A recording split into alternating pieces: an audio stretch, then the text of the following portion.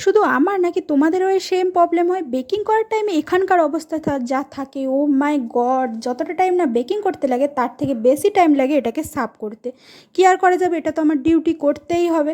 তো আজকে ছিল আমার 3 কালার কম্বিনেশানে মার্বেল কেকের অর্ডার। তো এটাকে আমি চকলেট আর ভ্যানিলা আর হচ্ছে রেড কালার দিয়ে ডেকোরেশন করেছি। অ্যাকচুয়ালি মার্বেল কেকটা যতটা সুন্দর দেখতে হয় ওপর থেকে, এটা ঠিক ততটা সুন্দর দেখতে হয় না, কিন্তু এর টেস্টটা আর ভেতরে বেকিং হওয়ার পর যখন লেয়ারটা পড়ে 3টে কালারের, খুব সুন্দর লাগে।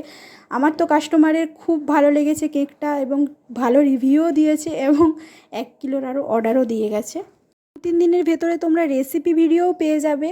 যদি চ্যানেলটা ভালো লেগে থাকে অবশ্যই লাইক কমেন্ট শেয়ার করে দিও, আর সাবস্ক্রাইব করতে কিন্তু একদম ভুলো না। আর যেহেতু হাতে গোনা 2 দিনই বাকি ছিল গণপতি পূজার জন্য, তার জন্য আমার কাছে এসেছিলো 1 কিলো লাড্ডুর অর্ডার, সেটাও আমি কমপ্লিট করেছি। তো এটাকে বেকিংয়ে বসিয়েই তারপর আমি লাড্ডু বানাবো আবারও। তো লাড্ডু বানানোর রেসিপিটা তো একদমই শেয়ার করতে পারছি না, কেন শ্যুটই নেওয়া হয়নি। তো ফটো তুলেছি, অবশ্যই তোমাদের সাথে শেয়ার করব।